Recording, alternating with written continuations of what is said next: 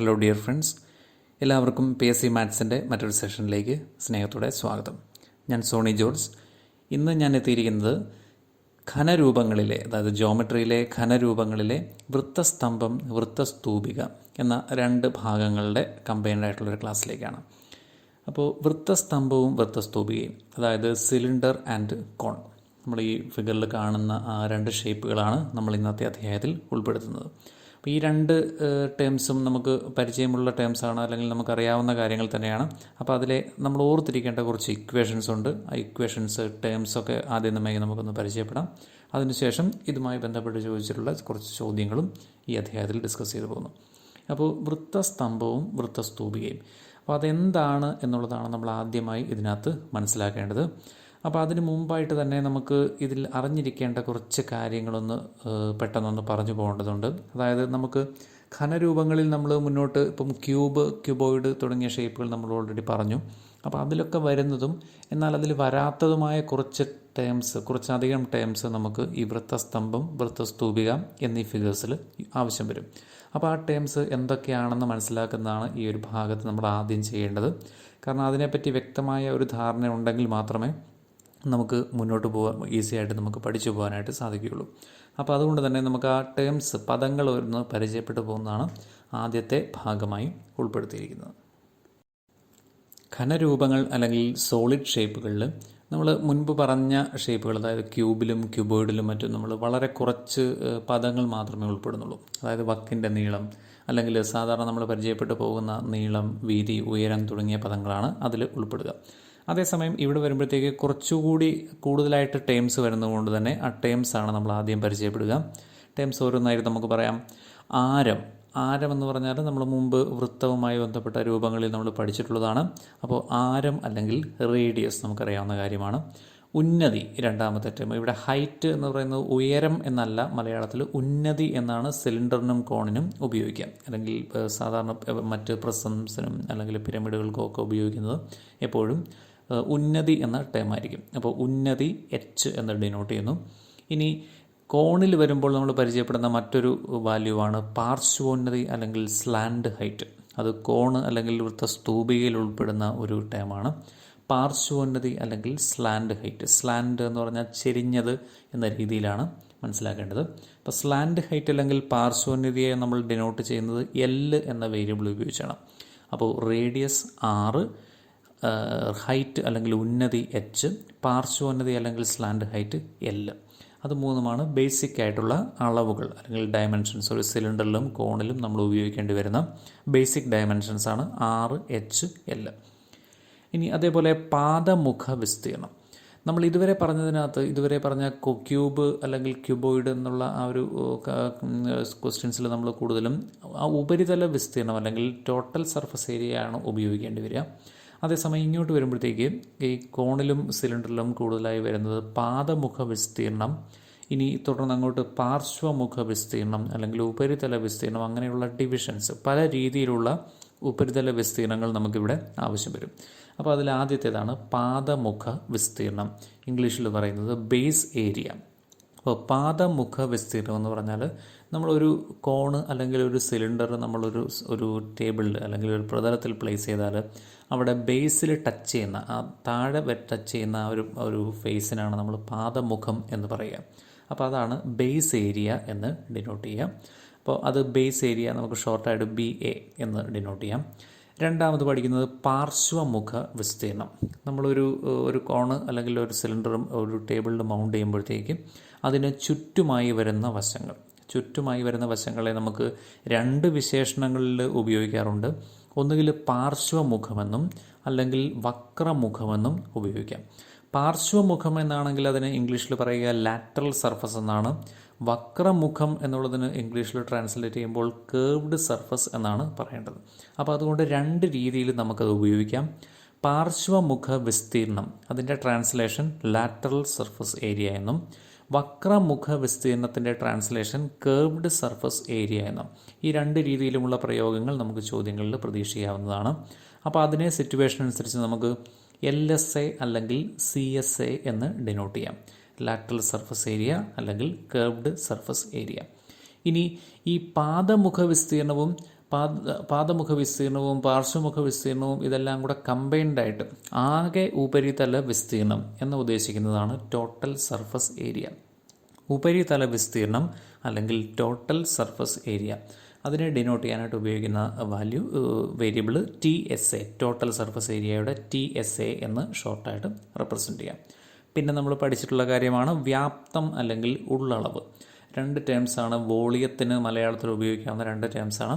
ഒന്നുകിൽ വ്യാപ്തമെന്നും കൂടുതലായി ഉപയോഗിച്ച് കാണാറുള്ളത് വ്യാപ്തം എന്നാണ്.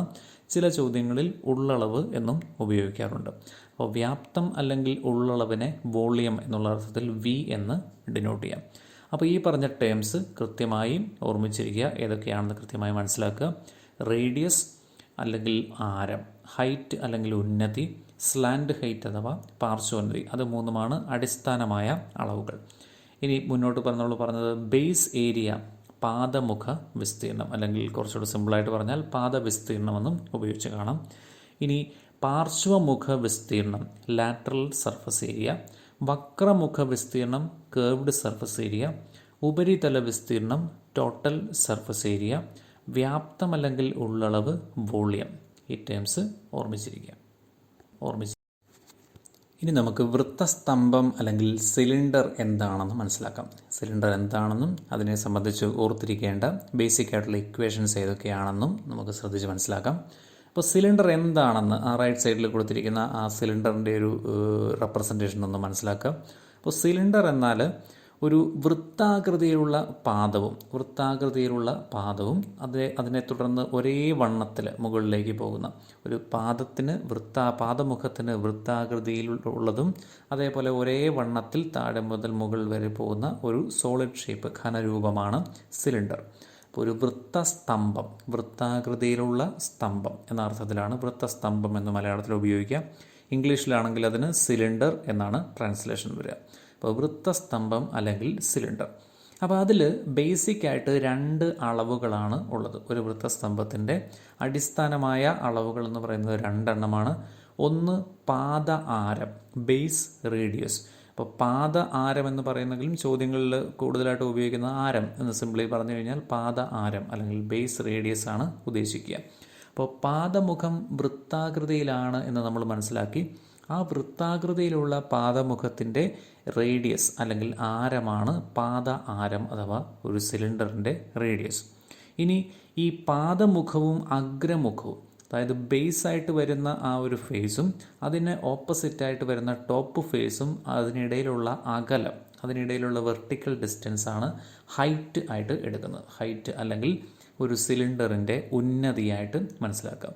അപ്പോൾ റേഡിയസ് എന്താണെന്നും ആരം എന്താണെന്നും ഉന്നതി എന്താണെന്നും കൃത്യമായി മനസ്സിലാക്കാം. ആരവും ഉന്നതിയും ഉപയോഗിച്ചിട്ടാണ് അതിൻ്റെ മുന്നോട്ടുള്ള ഇക്വേഷൻസ് നമ്മൾ മനസ്സിലാക്കേണ്ടത്.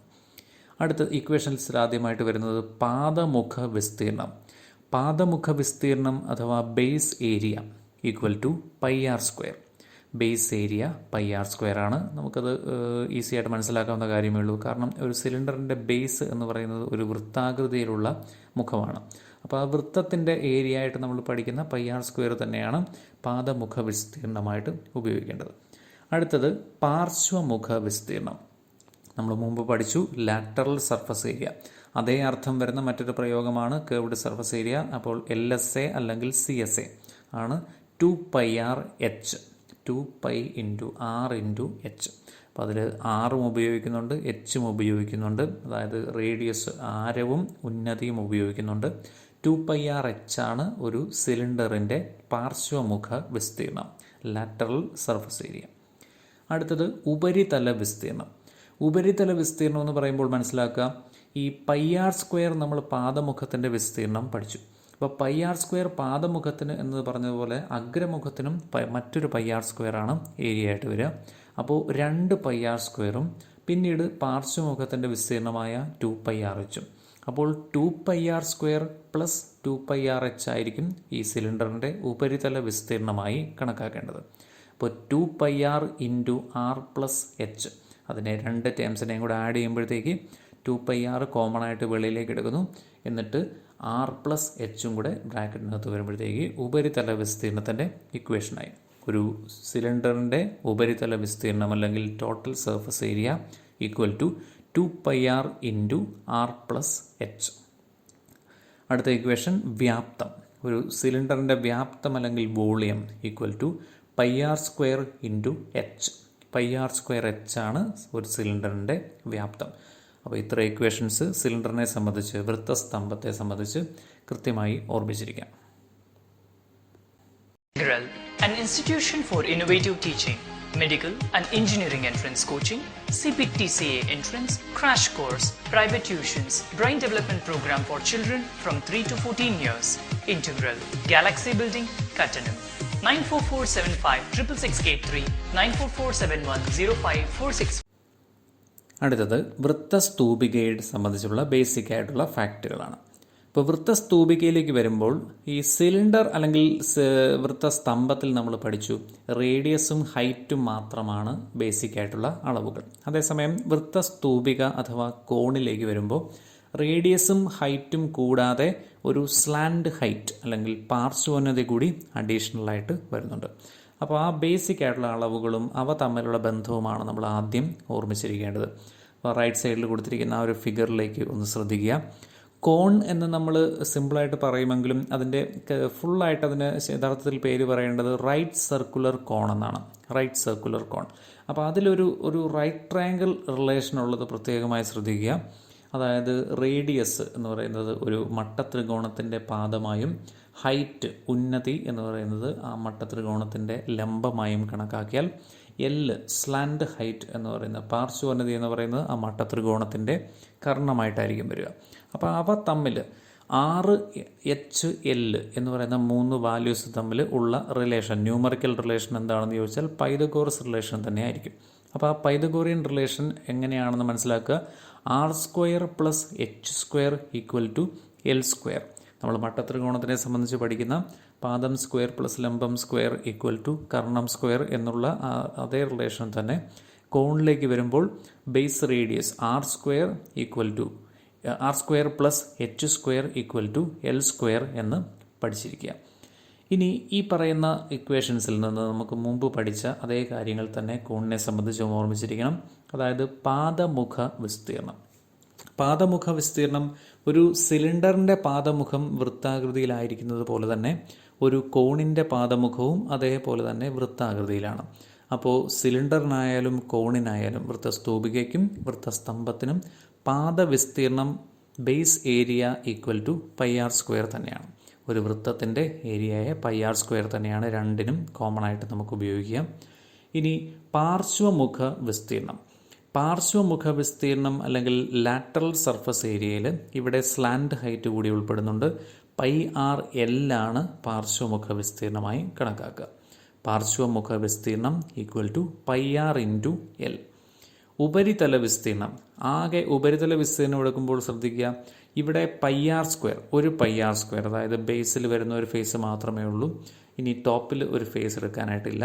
അപ്പോൾ അതുകൊണ്ട് πr² പ്ലസ് പാർശ്വമുഖ വിസ്തീർണമായ πrL. അപ്പോൾ ഈ തന്നിരിക്കുന്ന πr² πrLും ഡയറക്റ്റായിട്ട് ആഡ് ചെയ്യുന്നു. അപ്പോൾ അതിൽ πr എന്ന ഭാഗം രണ്ടിലും കോമൺ ആയിട്ട് വരുന്നുണ്ട്. πr into R plus L എന്നാണ് ഉപരിതല വിസ്തീർണത്തിൻ്റെ ഇക്വേഷൻ. ഇനി വ്യാപ്തത്തിലേക്ക് വന്നാൽ വ്യാപ്തം അല്ലെങ്കിൽ volume equal to 1/3 πr² H. πr² H എന്നുള്ള ഇക്വേഷൻ നമ്മൾ സിലിണ്ടറിൽ പഠിച്ചു. അപ്പോൾ സിലിണ്ടറിൽ പഠിച്ച πr² Hൻ്റെ 1/3 മൂന്നിലൊന്നാണ് ഒരു കോണിൻ്റെ വ്യാപ്തം എന്നുള്ളത് ഓർമ്മിച്ചിരിക്കുക. അപ്പോൾ കോണിനെ സംബന്ധിച്ച് ഓർത്തിരിക്കേണ്ട കാര്യം, വ്യാപ്തം ഓർമ്മിച്ചിരിക്കാനായിട്ട് വളരെ എളുപ്പത്തിൽ നമുക്ക് സാധിക്കണം. കാരണം ഒരു സിലിണ്ടറിൻ്റെ വ്യാപ്തം πr² H ആണെങ്കിൽ കോണിൻ്റെ വ്യാപ്തം അതിൻ്റെ മൂന്നിലൊന്നാണ് എന്നുള്ള രീതിയിൽ ഈസി ആയിട്ട് നമുക്ക് ഓർമ്മിച്ചിരിക്കാം. അതോടൊപ്പം തന്നെ നമ്മൾ ഈ സ്തംഭം സ്തൂപിക എന്നുള്ള ആശയങ്ങളും നമ്മൾ ഈ രണ്ട് എക്സാമ്പിളുകളിലൂടെ നമുക്കൊന്ന് കമ്പയർ ചെയ്ത് മനസ്സിലാക്കാം. അതായത് സിലിണ്ടർ എന്ന് പറയുന്നത് ഒരു സ്തംഭമാണ്. സ്തംഭം എന്ന വാക്കിൻ്റെ ഇംഗ്ലീഷ് എന്ന് പറയുന്നത് പ്രിസം. അതായത് പ്രിസം എന്ന് പറഞ്ഞാൽ അതൊരു regular area of cross section, അതായത് ഒരേ വണ്ണത്തിലുള്ള, സിമ്പിളായിട്ട് പറഞ്ഞാൽ അത്രേ ഉള്ളൂ, ഒരേ വണ്ണത്തിലുള്ള ഒരു സോളിഡ് ഷേപ്പിനാണ് നമ്മൾ സ്തംഭം എന്ന് പറയുക. അതേസമയം സ്തൂപിക അല്ലെങ്കിൽ പിരമിഡ്, സ്തൂപികയുടെ ഇംഗ്ലീഷ് ട്രാൻസ്ലേഷൻ എന്ന് പറയുന്ന പിരമിഡ് എന്നാണ്. അപ്പോൾ സ്തൂപികയുടെ അല്ലെങ്കിൽ പിരമിഡിൻ്റെ പ്രത്യേകത എന്ന് പറയുന്നത് മുകളിലേക്ക് പോകുന്തോറും along the height area of cross section കുറഞ്ഞു വരും. മുകളിലേക്ക് പോകുന്തോറും വണ്ണം കുറഞ്ഞ് ഒരൊറ്റ പോയിന്റിലേക്ക് കൺവേർജ് ചെയ്യുന്ന രീതിയിലായിരിക്കും സ്തൂപികകൾ അല്ലെങ്കിൽ പിരമിഡ്സ് ഉണ്ടാവുക. അപ്പോൾ ആ രീതിയിൽ അത് തമ്മിലുള്ള വ്യത്യാസം മനസ്സിലാക്കുക. അപ്പോൾ എല്ലായ്പ്പോഴും ഒരു സ്തംഭത്തിൻ്റെ വ്യാപ്തം എത്രയാണോ അതിൻ്റെ 1/3 അതിന് കറസ്പോണ്ടിങ് ആയിട്ടുള്ള സ്തൂപികയുടെ വ്യാപ്തം. അപ്പോൾ ആ ഒരു അർത്ഥത്തിലാണ് നമ്മൾ സിലിണ്ടറിൻ്റെ വ്യാപ്തം πr²h ആണെങ്കിൽ അതിന് കറസ്പോണ്ടിങ് ആയിട്ടുള്ള സ്തൂപികയാണ് കോണ്. അപ്പോൾ കോണിൻ്റെ വ്യാപ്തം എന്ന് പറയുന്നത് πr²hൻ്റെ 1/3 ആയ 1/3 πr²h ആയിരിക്കും. ഇനി നമുക്ക് ഈ പഠിച്ച ഇക്വേഷൻസിൻ്റെ ഉപയോഗം വരുന്ന ചില ചോദ്യങ്ങളിലേക്കാണ് പോകുന്നത്. ആദ്യത്തെ ചോദ്യം, 3 സെൻറ്റിമീറ്റർ ആരവും 7 സെൻറ്റിമീറ്റർ ഉന്നതിയുമുള്ള ഒരു വൃത്തസ്തംഭത്തിൻ്റെ ഉള്ളളവ് കണ്ടുപിടിക്കുക. ഒരു വൃത്തസ്തംഭം അല്ലെങ്കിൽ ഒരു സിലിണ്ടറിൻ്റെ ആരം 3 സെൻറ്റിമീറ്റർ ആണ്, അതിൻ്റെ ഉന്നതി അല്ലെങ്കിൽ ഹൈറ്റ് 7 സെൻറ്റിമീറ്റർ ആണ്. അപ്പോൾ ആ 2 വാല്യൂസ് നമുക്ക് ചോദ്യത്തിൽ നിന്ന് ഡയറക്റ്റായിട്ട് കിട്ടുന്നുണ്ട്. r = 3, h = 7. ഇപ്പോൾ 2 വാല്യൂസാണ് ഡയറക്റ്റ്ലി കിട്ടുക. ഇനി വൃത്തസ്തംഭത്തിൻ്റെ ഉള്ളളവാണ് നമുക്ക് കണ്ടുപിടിക്കേണ്ടത്. ഉള്ളളവ് എന്ന് പറഞ്ഞാൽ നമുക്കറിയാം വോളിയം, വ്യാപ്തത്തിൻ്റെ ഒരു മലയാളം പ്രയോഗമാണ് ഉള്ളളവ്. അപ്പോൾ വ്യാപ്തത്തിനുള്ള ഇക്വേഷൻ v = πr² × h ആണ്. πr²h. അപ്പോൾ പ്രത്യേകിച്ച് ഓർമ്മിച്ചിരിക്കുക, വൃത്താകൃതിയുമായി ബന്ധപ്പെടുന്ന ചോദ്യങ്ങളിൽ പൈ എന്ന് പറയുന്ന കോൺസ്റ്റൻ്റ് വാല്യൂ ഉണ്ടാകും. അപ്പോൾ പൈയുടെ വാല്യൂ നമ്മൾ ഉപയോഗിക്കേണ്ടത് സിറ്റുവേഷൻ അനുസരിച്ചാണ് ഉപയോഗിക്കേണ്ടത്.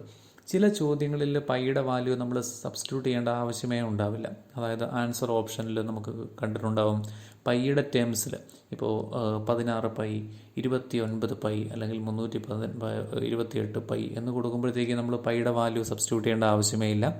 അതേസമയം ഇൻറ്റിജർ വാല്യൂ ആണ് ഓപ്ഷനിൽ ആൻസറായിട്ട് കൊടുക്കുന്നതെങ്കിൽ, പൈ ഇല്ലാതെയുള്ള മറ്റ് വാല്യൂ ആണ് കൊടുക്കുന്നതെങ്കിൽ നമ്മൾ തീർച്ചയായിട്ടും പൈയുടെ വാല്യൂ സബ്സ്റ്റിറ്റ്യൂട്ട് ചെയ്യേണ്ടി വരും. ഇപ്പോൾ പൈയുടെ വാല്യൂ സബ്സ്റ്റിറ്റ്യൂട്ട് ചെയ്യുമ്പോൾ 22/7 എന്ന ഫ്രാക്ഷണൽ വാല്യൂ ഭിന്നസംഖ്യാ മൂല്യം ഉപയോഗിക്കാനായിട്ട് ശ്രദ്ധിക്കുക.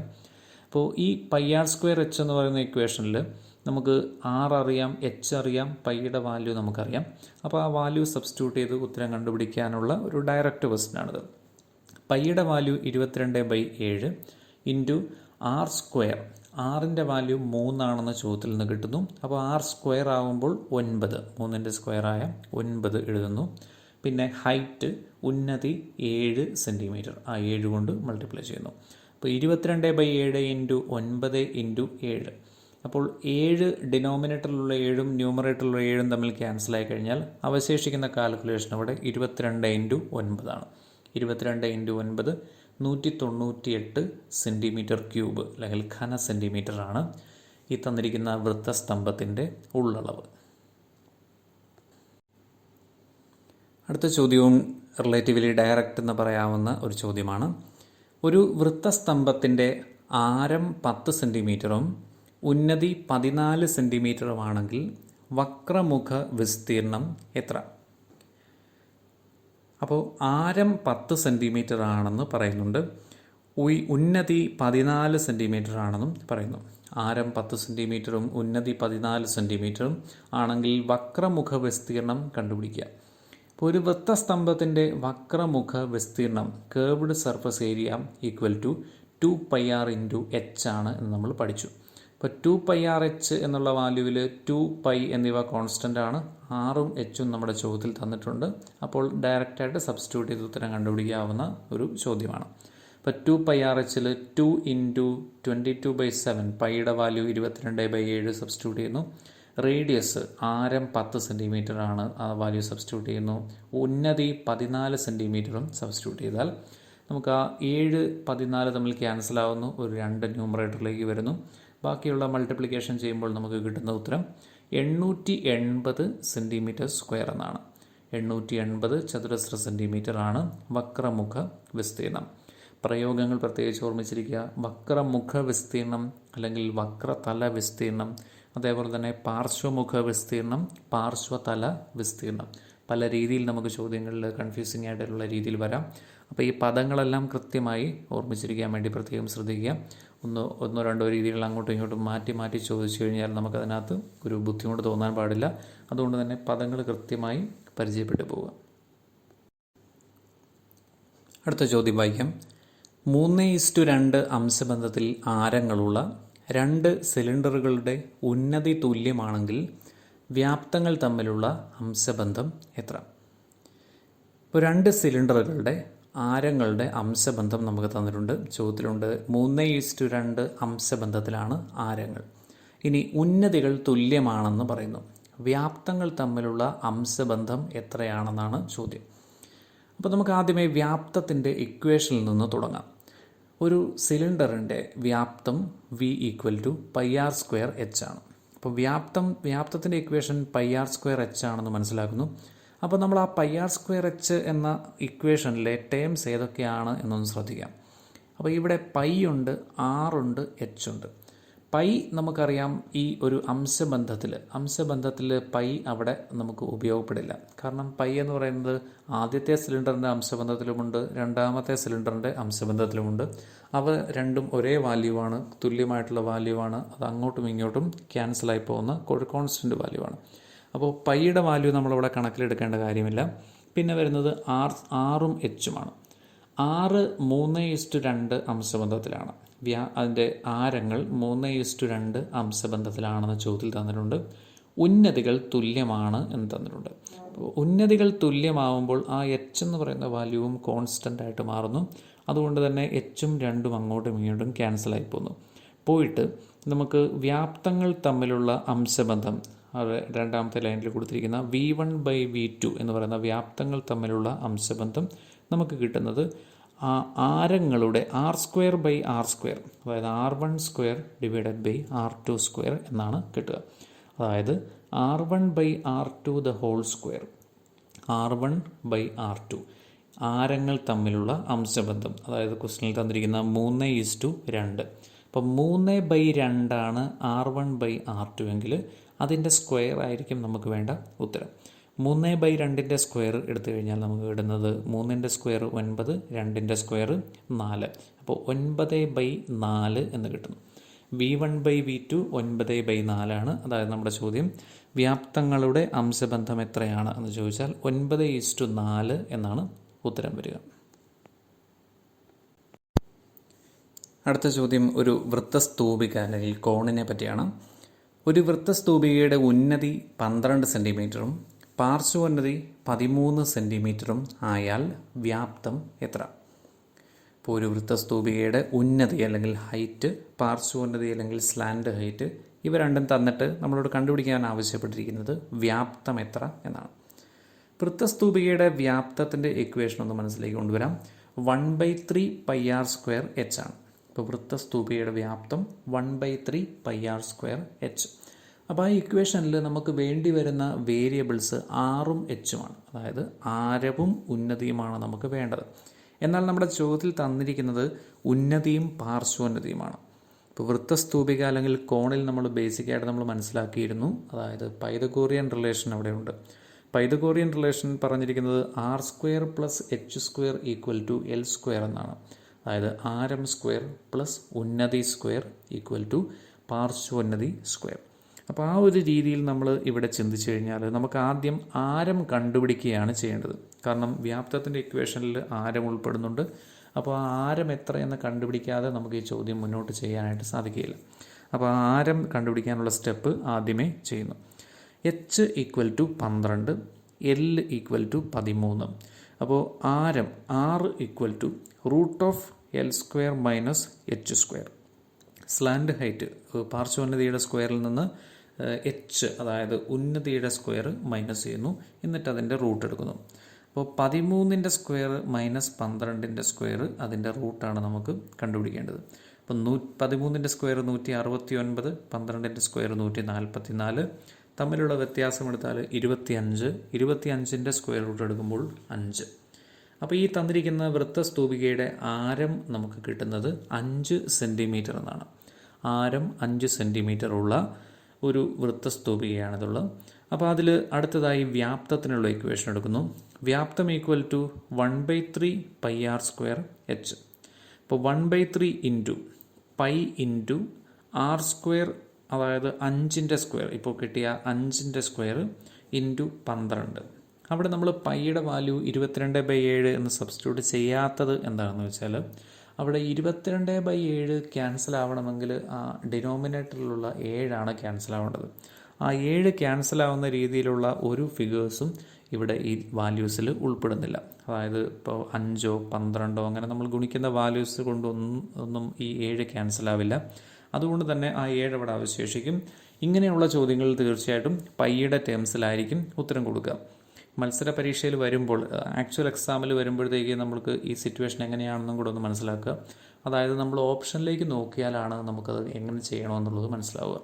ഇപ്പോൾ ഓപ്ഷനിൽ നോക്കുമ്പോൾ പൈയുടെ ടേംസിലാണ് ഉത്തരം കൊടുത്തിരിക്കുന്നതെങ്കിൽ നമ്മൾ പൈയുടെ വാല്യൂ സബ്സ്റ്റിറ്റ്യൂട്ട് ചെയ്യേണ്ട ആവശ്യമില്ല. ഓപ്ഷനിൽ പൈയുടെ ടേംസിലല്ല എക്സാക്റ്റ് സംഖ്യയായിട്ടാണ് ഉത്തരം കൊടുത്തിരിക്കുന്നതെങ്കിൽ നമ്മൾ തീർച്ചയായിട്ടും പൈയുടെ വാല്യൂ 22/7 എന്ന് സബ്സ്റ്റിറ്റ്യൂട്ട് ചെയ്യേണ്ടി വരും. അതോടൊപ്പം തന്നെ പൈയുടെ വാല്യൂ സബ്സ്റ്റിറ്റ്യൂട്ട് ചെയ്യേണ്ട ഒരു ചോദ്യമാണെങ്കിൽ തീർച്ചയായും ആ ചോദ്യത്തിൽ ഈ 22/7 എന്നുള്ളതിൽ 7 ക്യാൻസലായി പോകുന്ന, 7 കട്ടായി പോകുന്ന രീതിയിലുള്ള മറ്റൊരു ഫിഗർ തീർച്ചയായും ആ ചോദ്യത്തിൽ ഉണ്ടാവുകയും ചെയ്യും. അപ്പോൾ നമുക്ക് നമ്മുടെ ഉത്തരത്തിലേക്ക് വരാം. അപ്പോൾ 1/3 into pi into 5 square into 12 എന്നുള്ളത് സിംപ്ലിഫൈ ചെയ്ത് കഴിഞ്ഞാൽ നമുക്ക് കിട്ടുന്ന ഉത്തരമാണ് 100 പൈ സെൻറ്റിമീറ്റർ ക്യൂബ്. അപ്പോൾ ഈ ചോദ്യത്തിൻ്റെ ഉത്തരം 100 പൈ സെൻറ്റിമീറ്റർ ക്യൂബാണ്. അപ്പോൾ ഈ ഒരു ഭാഗത്ത് നമ്മൾ ഘനരൂപങ്ങളിലെ 2 ഷേപ്പുകൾ, 2 ഘനരൂപങ്ങൾ, അതായത് ഒന്ന് വൃത്തസ്തംഭം, 2 വൃത്തസ്തൂപിക, അത് രണ്ടുമാണ് ഈ ഒരു ഭാഗത്തിൽ നമ്മൾ ഡിസ്കസ് ചെയ്തത്. അപ്പോൾ ഇതിൽ ഏറ്റവും പ്രധാനപ്പെട്ട കാര്യം, എല്ലാവരും വരുത്തുന്ന മിസ്റ്റേക്ക് എന്ന് പറയുന്നത് ഇതിനകത്ത് ഇക്വേഷൻസ് മറന്നു പോവുക എന്നുള്ളതാണ്. താരതമ്യേന നമ്മൾ ക്യൂബിനെ സംബന്ധിച്ച് പറഞ്ഞതോ അല്ലെങ്കിൽ ഒരു ക്യൂബോയിഡിനെ സംബന്ധിച്ച് പറയുന്നതോ ആ ഇക്വേഷൻസിനേക്കാളും ഓർത്തിരിക്കാൻ കുറച്ചുകൂടി ബുദ്ധിമുട്ട് തോന്നാവുന്ന, അതേപോലെ തന്നെ ഇക്വേഷൻസിൻ്റെ എണ്ണവും കുറച്ചുകൂടി കൂടുന്നുണ്ട്.